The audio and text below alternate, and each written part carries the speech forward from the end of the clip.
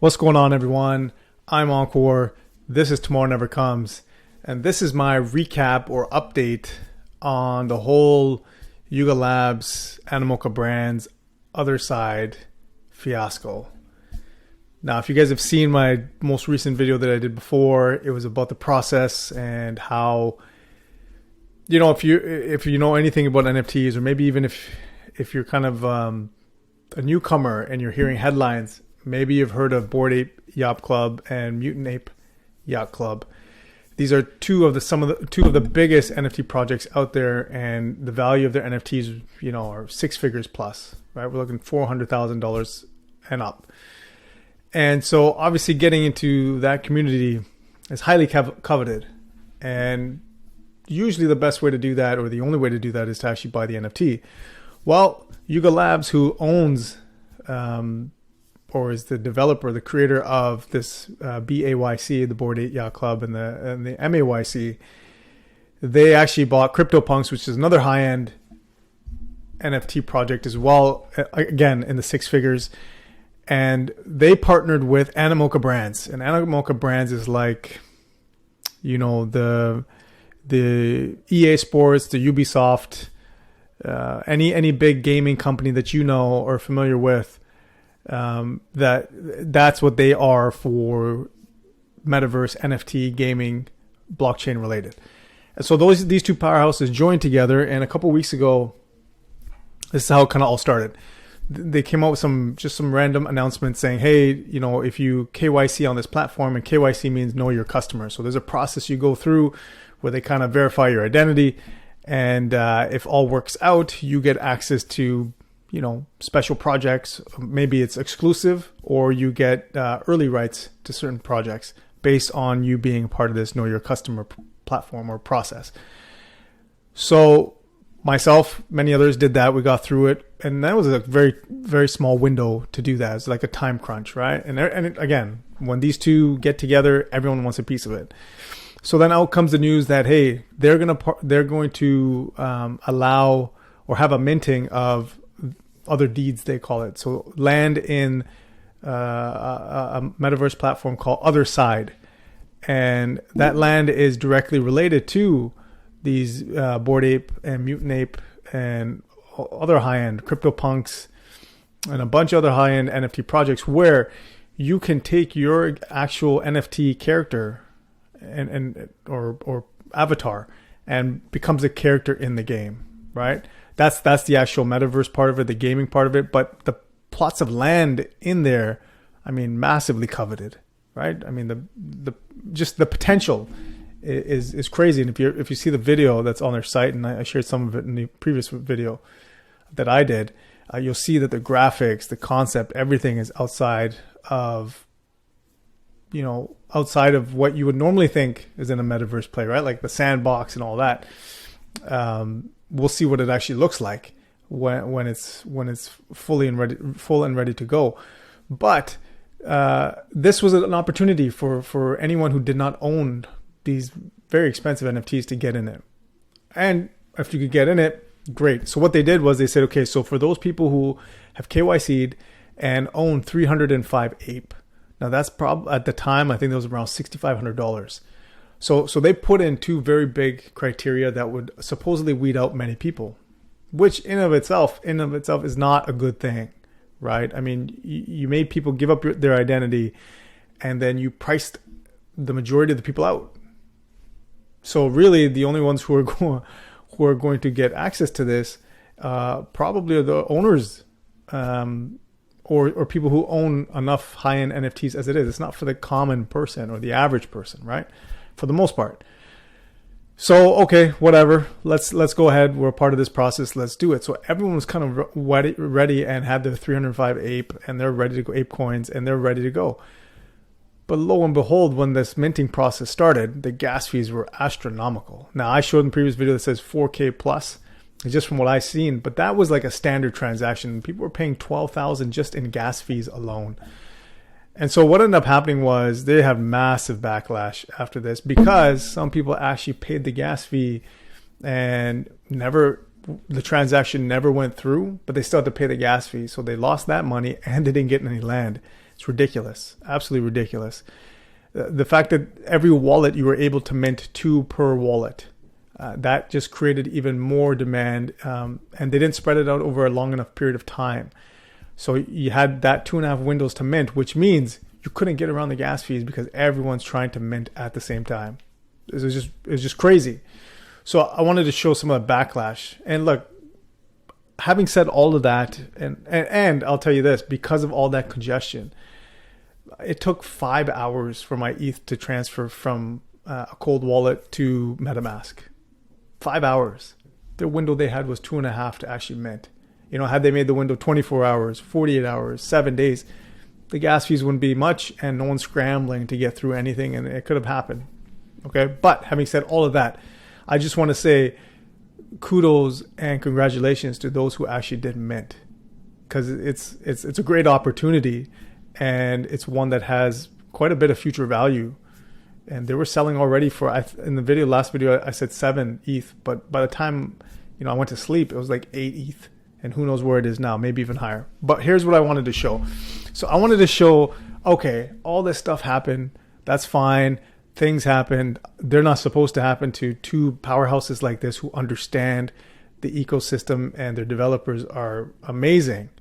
And so these problems, which seem basic in the NFT world of how to get around, it's mind-blowing that such high-end entities couldn't figure it out. But look, okay, so all that happens. You think they come out with a tweet or something to acknowledge what happened, apologize for it, and kind of carry forward, right? No, not these guys. So Yuga Lab comes out, and you see my screen here, and they said, we wanted to say a few words about the mint tonight. And then it goes, we know that the Other Deed mint was unprecedented in its size as a high-demand NFT collection, and that would bring with it unique challenges. The hope was that those challenges would be assuaged via a rigorous gating mechanism in the form of an on-chain KYC, a max mint of 2 KYC wallet, and a significant clearing price at 305 ApeCoin. Now look, first off, hope, that's not a strategy. You don't have 2 big powerhouses like this relying on hope to get around potential problems, especially problems that, like, I'm no NFT developer. I don't have the expertise to get in the weeds and understand what's happening. But if you're on crypto and you understand, or if you just read the comments and see people who have experience and understand, which maybe I can show in the thread here, like what they're talking about are very simple problems. You created a window that was so narrow that you were forcing a gas war. You were forcing congestion on the actual Ethereum platform or on the blockchain. There's no way around it. And so you can't transfer things if you didn't have enough in your wallet already. You've created essentially a gas war where people are bidding higher and higher prices just to get their transaction through. And the miners were loving it. So it's not like this is, and you priced it at 305 ApeCoin. So you've kicked out all the people that really were excited to come in on this. Anyway, but let's say you had 305. That still wasn't enough. You needed like another 12,000 on top of that. Crazy. Okay. So they go on to say, this has been the largest NFT mint in history by several multiples, and yet the gas used during the mint shows that demand far exceeded anyone's wildest expectations. Again, that's like a lie. Of course, there was going to be massive demand. If you just talk about their Bored Ape and the Mutant Ape, we already know there's massive demand. We already know that people aren't selling those, and if they do, we're talking about 6 figures. So anything connected to that, especially a metaverse play, of course there's going to be demand. All right, so the scale of this mint was so large that Etherscans crashed. And here's the sorry part. They're not sorry for a poor plan. They're not sorry for hope being the strategy. They're sorry for turning off the lights on Ethereum for a while. Like, it seems abundantly clear that ApeCoin will need to migrate it to its own chain in order to properly scale. We like to encourage the DAO to start thinking in this direction. Like, this is not an apology. This is not even accountability. You're not taking responsibility for having a terrible plan and terrible execution. None of that. Now it goes on to say, we are aware that some users had failed transactions due to the incredible demand being forced through Ethereum's bottleneck. For those of you affected, we appreciate your willingness to build alongside us. Know that we've got your back and we will be refunding your gas. Like that, okay, I don't know if they're going to refund everybody's gas. But the whole point of going through that KYC process was that you would be able to mint.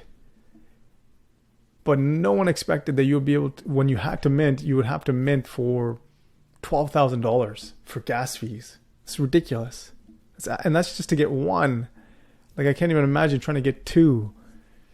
So, and look, you know, and apewood.eth, this guy is very, very prominent in the NFT space. And even he was saying, look, you need to take some accountability. Leaders in the space, let's be better. I mean, you go on to see, look, I spent 4 hours trying to mint land and I failed. I felt angry, all this kind of stuff. And, you know, here, you froze our MetaMask for 2 hours. I mean, there's just, you know, someone went through actual strategy on how to, you know, reduce the gas war, all kinds of things that are commonplace for those who are in the know. And look, this isn't an apology to your community and the larger Web3 community that will be hurt by tonight's events. This is merely a deflection without any remorse or plan of action. Please do better and set a better example for the other large projects. And that's really what it comes down to. There isn't a bigger spotlight than on Yuga Labs and Animoca brands. Like, they hold the lion's share of attention. And to be put on display and to have a process and execute that process all in a horrendous fashion. Let me add this to you. Let me add this as well. So if you didn't mint, that means you had at least 305 ape coin, which was around $22 to $25 per ape coin at that time. What happened was, when that minting process ended, when 55,000 pieces of land were minted, ApeCoin was dumping. Like, people were selling their ApeCoin. Those who maybe had, I don't know, who knows the actual population that was selling it. But those who had ApeCoin were kind of dumping it on the market because the mint process is over. So you don't really care to have the ApeCoin or as much. And so that price went down. I don't know where it ended up, but I sold out at 17. So this is, think of this.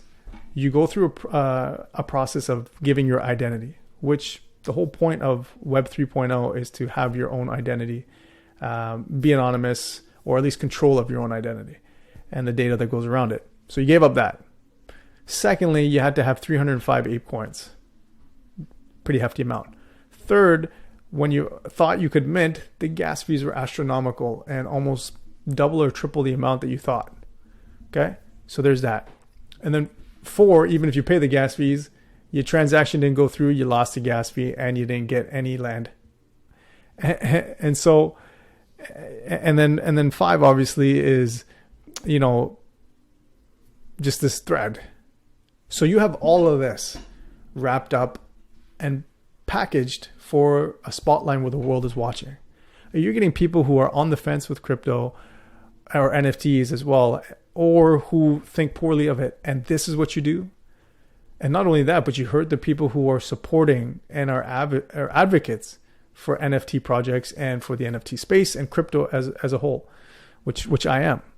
So look, I still love the brands. I still love Animoca brands. I still love Yuga Labs. But that bad taste, it's unbelievable. Missing out on an opportunity, if for whatever reason the transactions didn't happen or whatnot, like all of that, someone else got it. That's fine. Happens, hurts, but you move on. But when there's no accountability, when there's no you're not taking responsibility for anything, you're just deflecting it, and you're just callous. I mean, they came up with another thread that they said something to the effect that, hey, for all those who are Bored Ape holders or Mutant Ape holders, those guys actually get a free parcel of land just with one NFT that they may have, but they get 21 days to claim it.